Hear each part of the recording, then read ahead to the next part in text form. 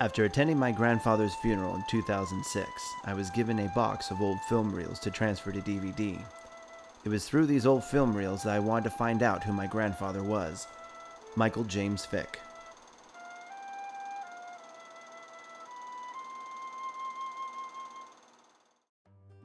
In 1941, my grandfather Michael moved to the Amazon rainforest in Ecuador with his family to help those in need in the El Oriente, the East.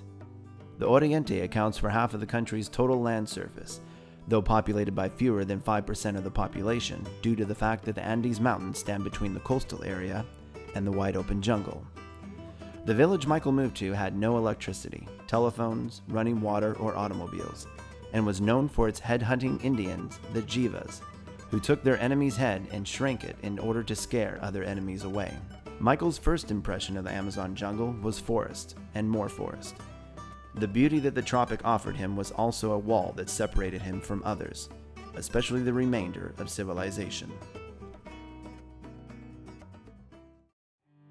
Michael was born January 27, 1911, in Chisholm, Minnesota, to a family that was very poor growing up. His parents, Harry and Anna, came from Austria to live their dreams of being landowners in America. Michael was one of 11 children that grew up on the family farm, 40 miles from the closest town. On the farm, there was a 3-room log cabin for the family to live in. During the winters, the temperature would dip 40 degrees below zero, with only a box stove for heat and the bathroom that was 50 feet away.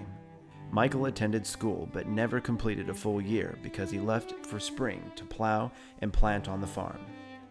By 8th grade, his teacher made an ultimatum: either you go full-time to school or quit. So he decided to quit school and spent the summers working full-time on the farm and winters in the lumber camps for $20 a month, which he sent home to the family.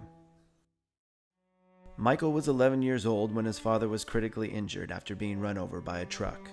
With no money for medicine, Harry turned to alcoholism to help his pain. His alcoholism abuse was very hard on the family. A few years later, Michael's mother, Anna, passed away in 1926 after giving birth to a boy. Without a mother around, Harry sent the 3 younger kids away and gave the baby boy up for adoption. The older kids stayed with Harry and helped out on the farm.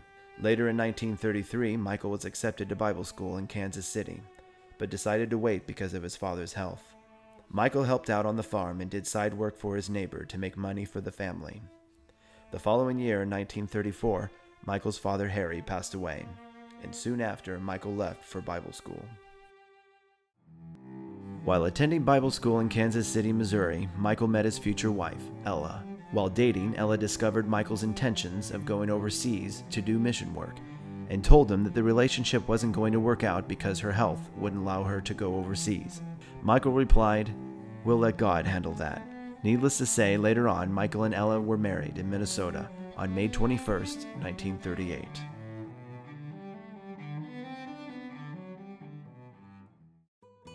With lots of prayer and the desire for doing mission work, Michael and Ella were appointed to replace the Olsen family in Sakua, Ecuador through Gospel Missionary Union in 1940.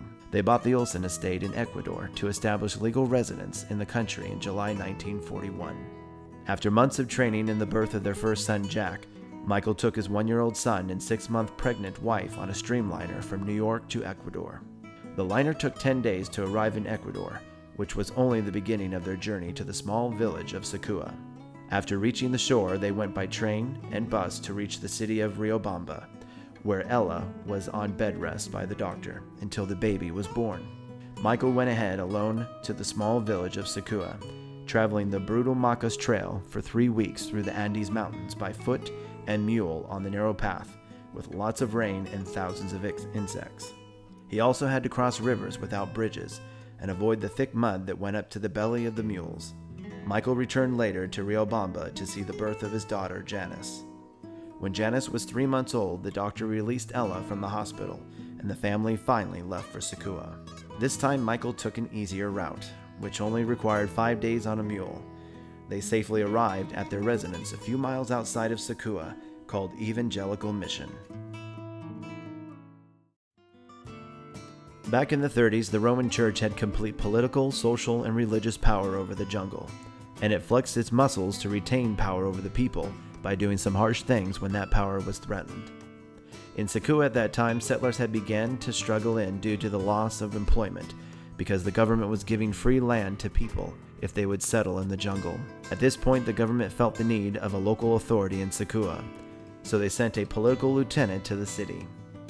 This brought on hostility from the Catholic Church as they were threatened and power diminished. Some of the Spanish colonists who settled in the Amazon were nice, but the majority were very distant with the foreign devils like Michael. The Olsen family told Michael how some of the colonists burned down their house to scare them into leaving the jungle. Even the political lieutenant of the town was murdered while trying to restore order amongst the colonists that were against the Olsens. Each Sunday, Michael would go into the town with recordings of the gospel and preach to the villagers. This caused a lot of anger and resentment amongst the colonists to the point where they threatened to kill him. One Sunday, he could not go into town, and the next day a colonist came to the clinic and asked him why he had not gone to preach the previous day. Michael explained why, and with a lot of relief and giving thanks to God, the colonist told him that the 30 armed men with machetes had been waiting to kill him. Michael's church in Sakua was also hassled by the local Catholic mission. At that time, the freedom of worship was not accepted, especially when the majority was Roman Catholic. Curses and the danger of excommunication were the price for accepting the evangelical Protestant gringos as their friends. On one occasion, the local Catholic priest gathered 400 Shiraras Indians from around the surrounding areas outside of Sakua to attack Michael and his church. This caused the President of the Republic, Dr. Camilo Ponce, a strong Catholic, to come to Sakua and ordered the Catholic priest to shake Michael's hand and promise peace. Under protest, the priest shook hands, thus ended the struggle between Michael and the Catholic Church, which had lasted from 1942 to 1957.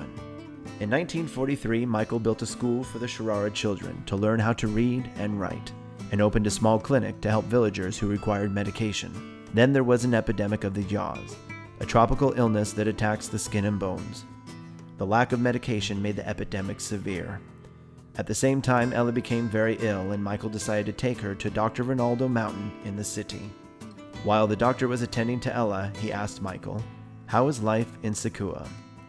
Michael told them of the epidemic of yaws and diarrhea and other illnesses and how difficult it was to see people suffer with the lack of medical supplies.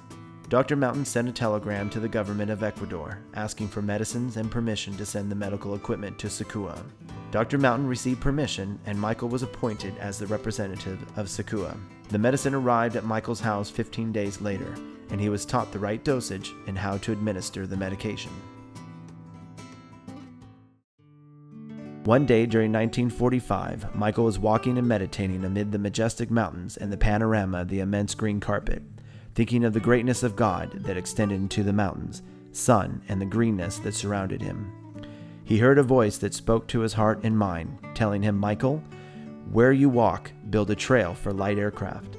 When he returned home, he told Ella about what happened, and she asked him, "Michael, where will the money come from? And if God provides us with a light aircraft, where would you land?"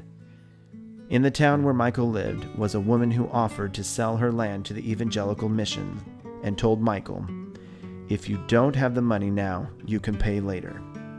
Michael signed the deed and started right away removing the brush from the land with great joy. Many people helped Michael and cooperated with what he was doing and loved the idea of having an airport. Even the local government official, Captain Montalvo, with a group of 30 soldiers, helped in the task. In January 1946, construction commenced, and it took 9 months to finish the first 300 meters of the landing strip in October. The first light aircraft landed, and one more airport was added to the map of Ecuador.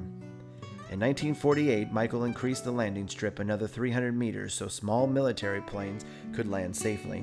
In 1949, the head of the Air Force, Colonel Carvajal, sent Michael a telegram declaring that he wanted to land a C-47 in Sakua and wanted Michael to join him and fly with the colonel. During the flight, the colonel called Michael to the front of the aircraft and asked him if the airstrip could handle the weight of the plane. Michael responded, "If I wasn't sure, I wouldn't have allowed my family on this airplane." The landing was perfect, and the colonel agreed to fly in again at a later date and bring supplies for Michael. Finally, on February 12, 1949, Michael celebrated the inauguration of the Sakua airstrip and invited various dignitaries to the celebration, senators and representatives of the Department of Defense. The governor, the priest, and the others were accredited the execution of the work, each one mentioning they had done the airstrip.